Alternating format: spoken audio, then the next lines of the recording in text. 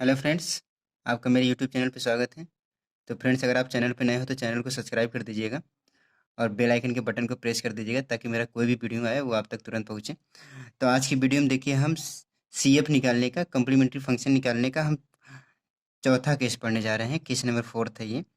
तो इसमें देखिए, इसके पहले हम पढ़े थे रूट्स ऑक्सिलरी क्वेश्चन का जो होगा वो इमेजिनरी होगा। लेकिन इस वीडियो में हम ये पढ़ेंगे कि इमेजिनरी जो रूट्स होगा वो रिपीटेड होगा, मतलब वो दो रूट्स क्या होंगे, इक्वल होंगे। इमेजिनरी रूट इक्वल होंगे, ऐसा आएगा। तो देखिए, when roots of auxiliary equation are repeated imaginary, इसका मतलब जो भी रूट्स है वो रिपीटेड इमेजिनरी, मतलब देखिए m1 is equal to m2, दो रूट्स जो है इक्वल है। ये देखिए इमेजिनरी है आपका, दो ठो इक्वल है। यहाँ देखिए m3 is equal to m4 और इसका कितना है, अल्फा माइनस आई बीटा दिया गया है। तो जब भी ऐसा केस आए कि इमेजिनरी रूट रिपीट किया जाए या रिपीटेड आ जाए, तो उस टाइम जो सी एफ निकलता है वो सी F is equal to e के पावर में अल्फा एक्स। आपको ध्यान ये देना है कि इस अल्फा के साथ कौन सा चीज, सॉरी यक्स के साथ कौन सा चीज लगाया गया है। तो यहाँ देखिए यक्स के साथ किसका मल्टीप्लाई है, अल्फा का है। तो आपको बस ये ध्यान देना कि ये जो अल्फा है, अल्फा देखिए यहाँ पे ये जो रियल पार्ट है, कॉम्प्लेक्स नंबर का जो रियल पार्ट होता है उसको देखिए इस यक्स के साथ लिखा है, ई के पावर में का यूज किया गया है। और ये आप जानते हैं, जब दो इक्वल कर दिया तो आप C1 प्लस C2 के साथ इंटू एक्स कर देंगे। और ये जो देखिए इमेजिनरी पार्ट जो है उसको आप एंगल के रूप में यूज कर दीजिएगा। तो यहाँ पे देखिए ई के पावर में अल्फा एक्स ब्रैकेट में C1 plus C2 into x cos beta x plus, आप यहाँ पे C1 C2 यूज कर चुके हैं। तो जब भी अगला कांस्टेंट यूज करना है तो उसके आगे का हम क्या ले लिए हैं, C3 plus C4 into x sign beta x हो गया। तो आपको ये ध्यान देना है कि जो रियल पार्ट है वो ई के पावर में यूज होगा और जो इमेजिनरी पार्ट है वो एंगल के रूप में यूज होगा। इतना आप जानते रहेंगे तो अच्छा, ज़्यादा अच्छा होगा। आइए देखिए, इसी पे एक एग्जाम्पल हम सॉल्व करते हैं। यहाँ देखिए कह रहा है D Q minus 2d plus 4 के whole power into y is equal to, यहाँ पे होल होल स्क्वायर है और into y is equal to 0 है। और बोला गया था जब वाई ऐसे अलग से लिया गया तो उस टाइम जो डी की वैल्यू होता है डी अपान डी एक्स होता है। और जब y अगर ऐसे नहीं होता है तो उस टाइम जो d की वैल्यू, कैपिटल D की वैल्यू होती है वो डी वाई अपन डी एक्स होता है। और अब देखिए, तो आइए इसे सॉल्व करते हैं। आपको बताया गया था कि जब भी ऐसा दिया गया तो पहले d की जगह हम क्या रख देते हैं, ऑक्सिलरी इक्वेशन के लिए हम कैपिटल D की वैल्यू m से रिप्लेस कर देते हैं। तो यहाँ पे हम करेंगे put capital D is equal to m कर दिए, स्मॉल m।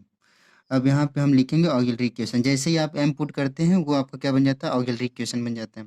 और y की वैल्यू क्या पुट करना होता है, 1 पुट करना होता है, आपको बताया गया था। तो ये देखिए, तो यहाँ पे ऑक्सिलरी इक्वेशन,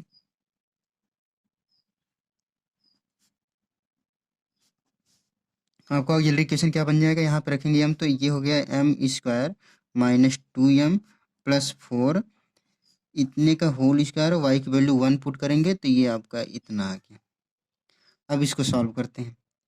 ये आपका, आप एक सिद्धाचार का नाम सुने होंगे, एक फार्मूला होता है सिद्धाचार करके। तो उसमें वो फार्मूला देखिए ऐसे होता है, x is equal to minus b plus minus under root में b square minus 4ac upon 2a। यहाँ पे वो आपका जो द्विघात समीकरण होता था या फिर वो जो भी इक्वेशन होता था वो x के टर्म में होता था, इसलिए यहाँ x लिखा गया। यहाँ पे देखिए ये इक्वेशन जो दिया गया है ये किसके टर्म में है, m के टर्म में, तो इसलिए यहाँ पे हम क्या लिखेंगे, m इज इक्वल टू, अभी हम होल स्क्वायर का ध्यान नहीं दे रहे हैं, केवल हम अंदर वाले को सॉल्व कर रहे हैं, उसके बाद जो भी आएगा उसका होल स्क्वायर कर देंगे। तो ये देखिए m को सॉल्व कर रहे हैं, यहाँ b जो होता है इसका इसका कोफिशियंट होता है। तो m को कोफिशियंट को b कहते हैं। तो b कितना है, -2 है।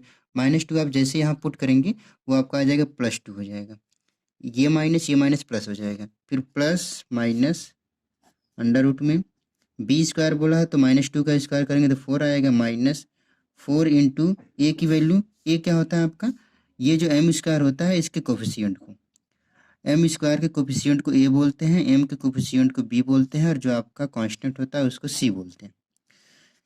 तो यहाँ ए की वैल्यू कितना है, देखिए इसका कोफिशियंट 1 है तो 1 रख दिए, सी की वैल्यू कितना है 4 है तो यहाँ 4 रख दिए। और बाई देखिए क्या कर रहा है, 2 इंटू ए की वैल्यू 1 है तो 1 रख दिए। तो आपका +2 और प्लस माइनस अंडर रूट में ये 4 का 4 में मल्टीप्लाई करें कितना आ गया, -16 हो गया, ये बाई 2 हो गया। अब 2 प्लस माइनस इसको आप सब्ट्रैक्ट करें कितना आएगा, तो ये आपका आएगा -12/2। अब ये आप देखेंगे इसका स्क्वायर रूट निकालेंगे तो आपका माइनस तो अंदर ही रह जाएगा, तो ये आपका ऐसे हो गया +-2 √-3 हो गया बाई 2। आप 2 कॉमन करेंगे तो ये 2 नीचे वाले से क्या हो जाएगा, कैंसिल हो जाएगा, तो बचेगा 1 ±√-3। ये माइनस अंडर रूट में माइनस रहता है तो उसको हम किससे रिप्लेस करते हैं, स्मॉल आई से रिप्लेस करते हैं, तो ये आपका बन जाएगा 1 ± i अंडर रूट में। अब आपसे देखिए क्या बोला गया था कि जब भी ऑक्सिलरी इक्वेशन का रूट्स जो होगा वो देखिए रिपीटेड होगा। ये तो अभी आ रहा है ऐसे, लेकिन हमारा जो इक्वेशन है होल स्क्वायर के टर्म में देखिए, यहाँ होल स्क्वायर के रूप में, तो इसका भी क्या हो जाएगा, होल स्क्वायर हो जाएगा। तो यहाँ पे इसका मतलब जो m की रूट्स आ रहा है जो 1 ±√3 इंटू आई का होल स्क्वायर। अब यहाँ पे जो इमेजिनरी रूट आ रहा है वो देखिए आपका क्या रिपीट हो गया, स्क्वायर है इसका मतलब रिपीट हो गया वो। तो इस टाइम आप क्या करेंगे, अल्फा की वैल्यू के यहाँ कितना है, 1 है, और बीटा की वैल्यू कितना है, √3 है। आप ध्यान दीजिएगा यहाँ पे जो भी आ रहा है आपका रूट्स वो इमेजिनरी भी है, उसका स्क्वायर हो गया, इसका मतलब रिपीट हो गया। तो जो हम रूल जो केस पढ़ रहे हैं उस केस पे आधारित हो गया बिल्कुल। तो आप अगर सी एफ निकालेंगे यहाँ पे देखिए, तो C F is equal to क्या हो जाएगा, आपसे बोला गया था ई के पावर में जो यूज करते हैं अल्फा यूज करते हैं, तो अल्फा की वैल्यू 1 लिखेंगे तो क्या हो जाएगा 1 into x is equal to x हो गया। फिर ब्रैकेट में आपसे बोला गया था C1 plus C2 into x cos, यहाँ पे बीटा बोला गया था, बीटा इंटू एक्स, तो बीटा की वैल्यू कितना है, √3 है, इंटू एक्स हो गया। बोला गया था एंगल के रूप में बीटा को यूज करेंगे।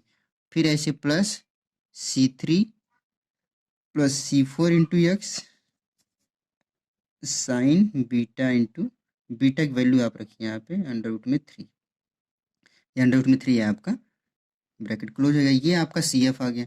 अब डिफरेंशियल इक्वेशन का सोल्यूशन लिखेंगे तो क्या होता है, y is equal to C F plus P I होता है। अब सी एफ की वैल्यू आप यहाँ फाइंड आउट कर चुके हैं, पी आई आपको मालूम होता है कि अगर डिफरेंशियल इक्वेशन का राइट हैंड साइड आपका जीरो होता है तो उसका पी आई भी क्या हो जाता है, जीरो हो जाता है। पी आई मतलब पार्टिकुलर इंटीग्रल होता है। तो ये आपका क्या हो जाए, इसका देखेंगे आप राइट हैंड साइड तो इसका जीरो है, तो पी आई भी आपका जीरो हो गया, तो यहाँ पे जीरो रखेंगे और सी एफ की वैल्यू वही आपका फाइनल सोल्यूशन आ जाएगा डिफरेंशियल इक्वेशन का। तो ये हो गया ई की पावर में x C1 plus C2 into x cos √3x plus C3 plus C4 into x का साइन √3 इंटू एक्स। ये आपका आ गया डिफरेंशियल इक्वेशन का फाइनल।